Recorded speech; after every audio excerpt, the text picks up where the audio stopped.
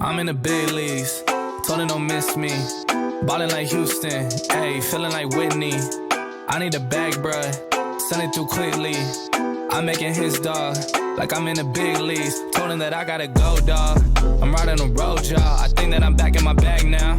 So I need that go, y'all. Got hits when he throwing the fastball. Just too quick for it, peeling off like the whip orange. Seen they effort, this piss poor, I got too much. What's up, everybody? Welcome back to another episode of Another Turnover, podcast where an NBA fan with zero basketball credibility gives his opinions on what's going on in the NBA. Opinions that nobody asked for. As always, I am your host, Mr. Chris Aaron Murphy, aka AA Ron, and ladies and gentlemen, let's just jump right into it. So, everybody, we had a pretty good weekend this week for NBA action and some NBA hoops. So, I want to share some exciting news from this weekend. So, every Friday, or the past few Fridays, I've been doing my marquee matchups for the weekend, and I had amassed a wonderful record of 2-4, being two correctly picked and 4 incorrectly picked. But this weekend, your boy's coming up. We had 3 marquee matchups that I want to start with this weekend, and I correctly predicted all 3 matchups. So I want to get into it, and I want to see why, because like I said, y'all be asleep. Your boy be knowing his hoops, but nah, I'm just kidding. But let's get into it. Let's talk about what went right this weekend. So first game was from this past Friday. That was November 5th. We had the New York Knicks taking on the Milwaukee Bucks. Now, just like I so expertly predicted, the New York Knicks ended up beating Milwaukee in Milwaukee this past Friday. Final score was 113-98. So like I said, when I tell y'all, it was going to be orange and blue skies in Milwaukee, and that is exactly what it was. Now, everybody knows I've been talking about the Knicks for, pretty much ever since last season when they made the playoffs. I really enjoy watching this Knicks team. I love this Knicks team. I love the way they fight. I love their grind mentality. The Spurs will always and forever be my number one. Don't get me wrong. But I really do enjoy this Knicks team. Like I said, they beat Milwaukee in Milwaukee, so a really, really solid road victory. They were down early on. They were down 21 points. Now, to put that in perspective, 20 points in the NBA, it sounds like a lot, but it kind of isn't a lot. And the reason I say that, the sheer volume of scoring and especially 3-point shots now in the NBA, a 20-point lead is kind of more or less almost like a 8 to 10-point lead. You can, if it's early enough, you can come back from a 20-point lead. But that doesn't take away from, what happened with the Knicks and what they did this weekend. But Coach Tom Thibodeau really has this New York Knicks team committed on the defensive end. We all know him as a defensive coach. But it really looks like this Knicks team, you can tell that they want to play not just with each other, but they want to play for each other. So that definitely is a shout out, to the coaching for that and the personnel as a whole as well. They have an identity in New York City, something that they haven't had for a very, very long time. But Julius Randle had a really good game, putting in a solid 32 points and 12 rebounds. Derrick Rose off the bench, having another great season out the get-go, 23 points off the bench. RJ Barrett put in a solid 20 points as well. As far as the Milwaukee Bucks go, they're still dealing with the injury to Chris Middleton. Drew Holiday had just come back from injury, not quite the same as he was, but Giannis put in 25 points. He did his thing. Grayson Allen had a season high of 22 points as well. Now, like I said, why did the New York Knicks win this game? As I was going through the stats, I was going through the box score. The main reason that the New York Knicks won this game really it was because of their second chance points. And that really has to do with, hustle and, timing on the offensive glass. But they had 20 second chance points. And Milwaukee is a really solid rebounding team, tall team. So that, I don't know if it's a lack of effort on Milwaukee part or just the amount of effort on the New York Knicks side. But they had 20 second chance points only till Milwaukee's 5. So that definitely said a lot about what happened in that game. Milwaukee came out hot from the gate. Like I said, they were up 21 points early on. They made 4 threes in the first quarter and led 38-17. Like I said, with Drew Holiday being back as well. So it looked like they were going to, rout the Knicks for the rest of the game. But the Knicks had that bounce back mentality. They cut the lead to 5 midway through the second quarter, so it only took them half a quarter to really get back in the game. It was close in the third. It was back and forth, but the New York Knicks led by 5 points after the third quarter, and they pretty much controlled the entire fourth quarter. They were up 20 plus in rebounding, as I was looking at the team stats from this game, and they had nearly 30 more points in the paint than Milwaukee, which is, like I said, this is rare. It was a rare game for Milwaukee, but really good win for the Knicks. I don't know if it's statement victory. I think statement victory is probably too early, but a really solid road win for the New York Knicks. I'm sure that this was definitely a morale booster for them. They had lost a few over the week. So really nice job. Nice job to the New York Knicks. I'm looking forward to big things from them later on in the season. But let's go to the Saturday game. Saturday game that I had picked out for my marquee matchup was the Miami Heat and the Utah Jazz. And this was a really close one. The final score for this one was 118 to 115. Now, going into this game, you got two powerhouses. You got a powerhouse in the Utah Jazz, at least early season powerhouse, and you got a powerhouse in the Miami Heat in the Eastern Conference. Both teams were, I believe, 7-1 going into this game. Going into this game, like I said, two powerhouses. Basically, who's going to take it? Who's going to assert that? That East-West dominance right off the bat. But it was definitely Miami. Early on, their largest lead was 19 at one point. I think they led by 19 in the fourth quarter as well, if I'm not mistaken. But it didn't last, obviously judging by the final score. Utah was able to get back into it. Donovan Mitchell missed a game-tying three, that could have potentially sent it to overtime in the fourth quarter.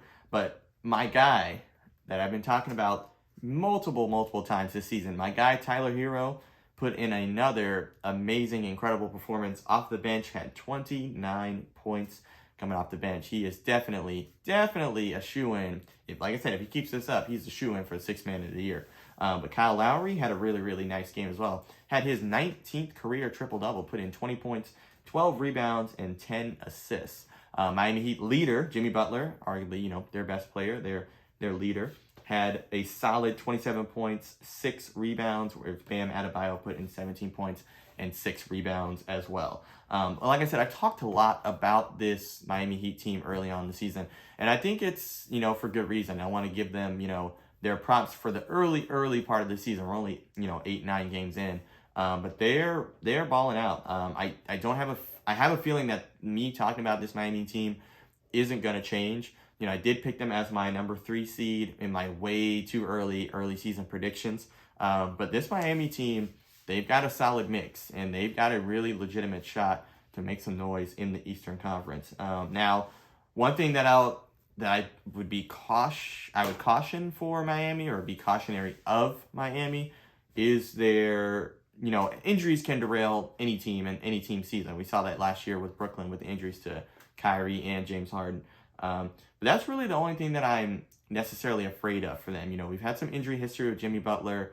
Tyler Hero's dealt with his fair share of injuries, and they got some vets on that team, that could potentially be in and out of the lineup with nagging injuries as the season progresses. So hopefully that's not the case. We want ideally everybody on every team to be healthy, but we shall see. But I definitely think that's something that the Miami Heat, which I'm sure they're already, not necessarily concerned with, but keeping an eye out on to pace themselves in this long 82 game season. But shout out to the Miami Heat for that, winning a really solid game against the Western Conference powerhouse in the Utah Jazz.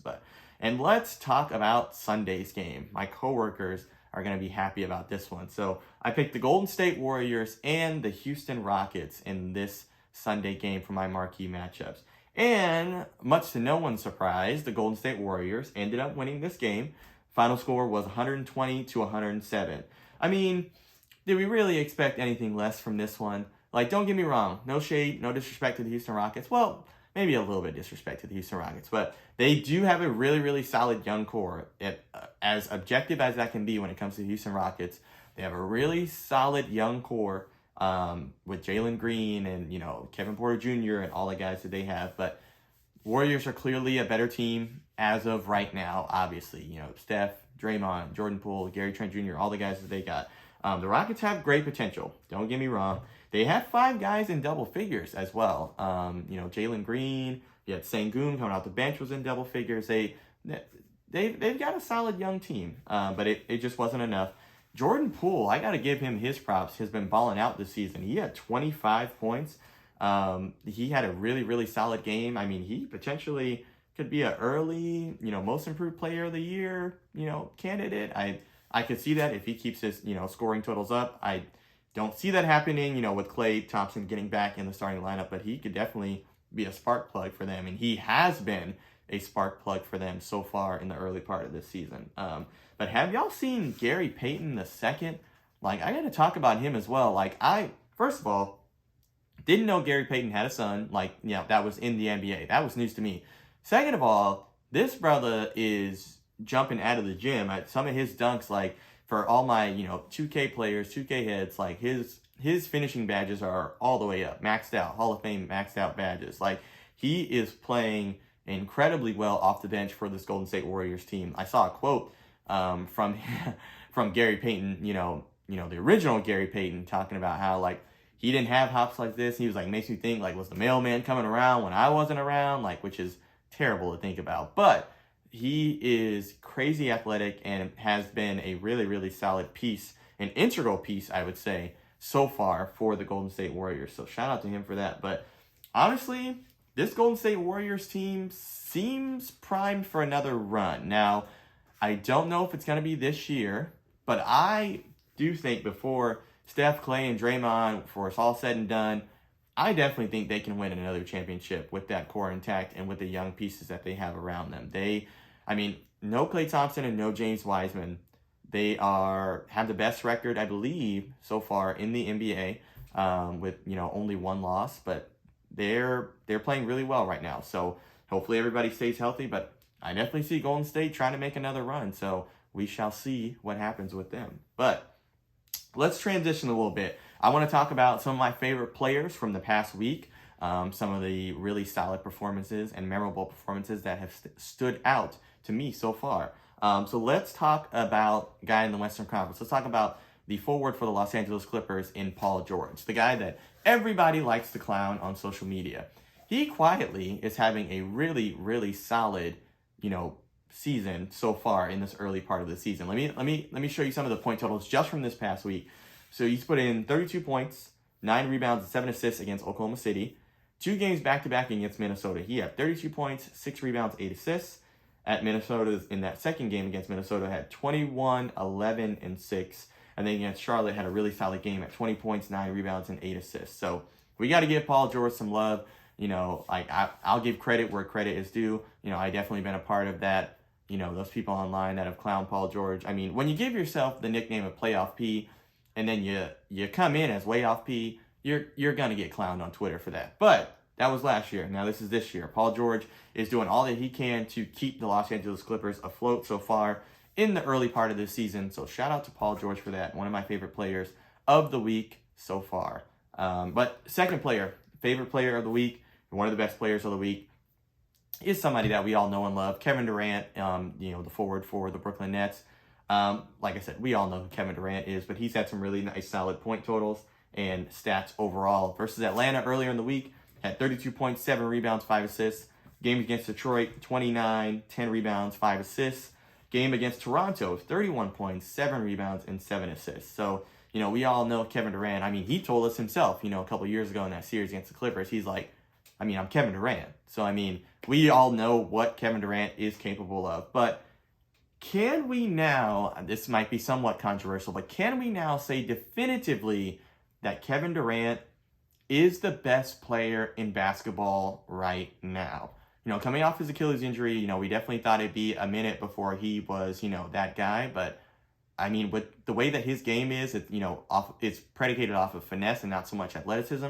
I definitely think he looks just as good, if not arguably better, than we have ever seen Kevin Durant. So LeBron, no disrespect to LeBron, he's still elite, still a top-tier player, but I think Kevin Durant is probably the best player in the league so far. Now, you can make the arguments for Giannis Antetokounmpo. You could probably make the argument still for LeBron, having the greatest impact, and I get that. But I want that dude on my team right now. If I am picking who I want to start my team with, I'm picking Kevin Durant, certified bucket getter.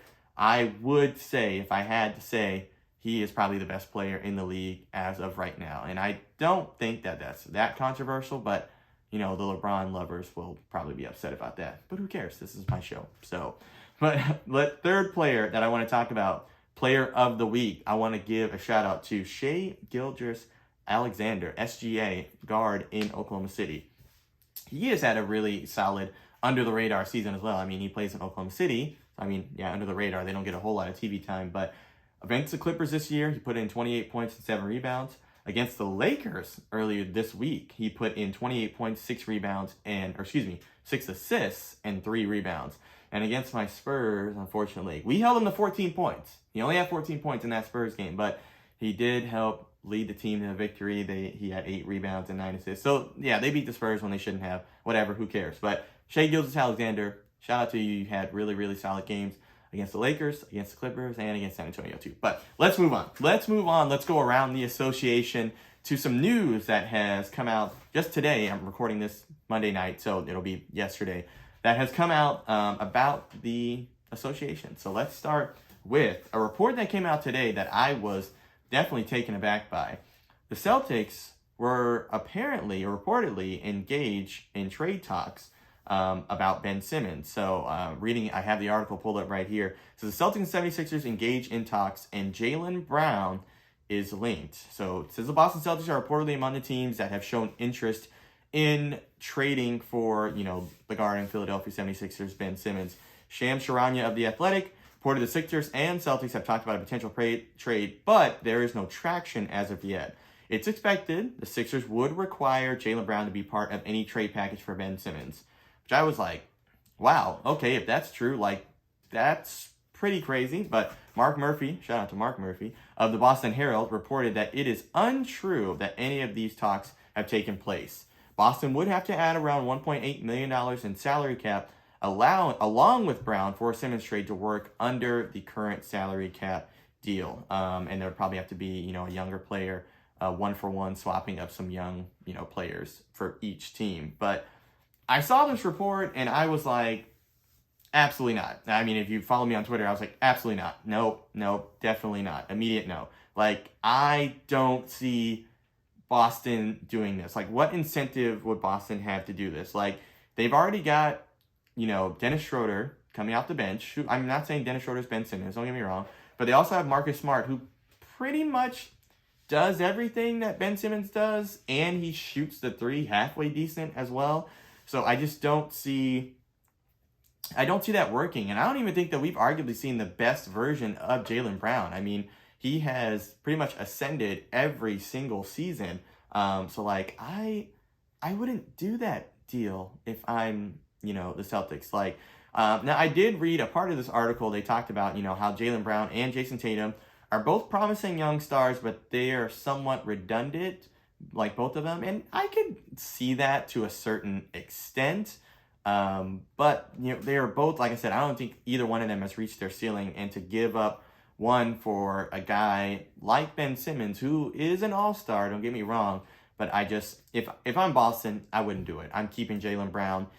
If it means trying to get Ben Simmons, I'm not giving up Jaylen Brown, or Jason Tatum for that matter. So I saw that and I'm just like, absolutely not. Brad Stevens, for the love of God, whatever you do, please do not let Daryl Morey talk you into trading Jaylen Brown for Ben Simmons. So hopefully that doesn't happen. But some other Ben Simmons news came out. I feel like I talk about Ben Simmons a lot, and I really don't mean to, but he pretty much is the leading headliner when it comes to all news in the NBA. So stick with me. Hopefully we move on to something else later on. But there was more news about Ben Simmons that came out, and how that he is, let me pull it up here just a second, that he has changed course. He was not originally complying with some of the rules that they have set in place for him with his mental health issues. He has changed course, and now he is meeting with the recommended mental health clinician. This is from Adrian Wojnarowski. We all know Woj from senior NBA insider from ESPN. Says after initial resistance, Philadelphia 76ers all-star guard Ben Simmons met with a team-recommended medical specialist to discuss his mental health on Monday. It's unclear what Monday's meeting means for 76ers' ultimate hopes of a Simmons returning to play, but it was a change of direction for Simmons in his dealing with the organizations. Now, the Sixers had begun to fine Ben Simmons for failing to live up to his obligations, like I just mentioned just a little bit earlier, in his contract after they found him to be uncooperative about partnering with them on his mental health and taking the steps needed to work together toward an eventual return to play.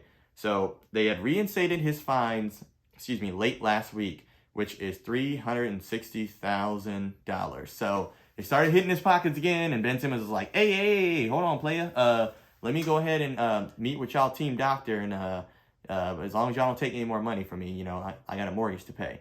But in all seriousness, if Ben Simmons is truly dealing with mental health issues, my prayer is that he, gets it all figured out.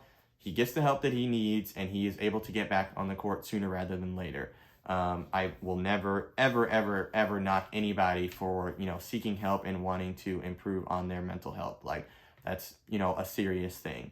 From the Sixers' perspective, now, I want to look at it from their perspective. There was nothing about mental health issues that came out pretty much ever once this whole thing started, pretty much last year in the playoffs, throughout the whole summer, even when Ben Simmons came back to practice, there was nothing about, mental health issues. It was only until the season started that kind of came out.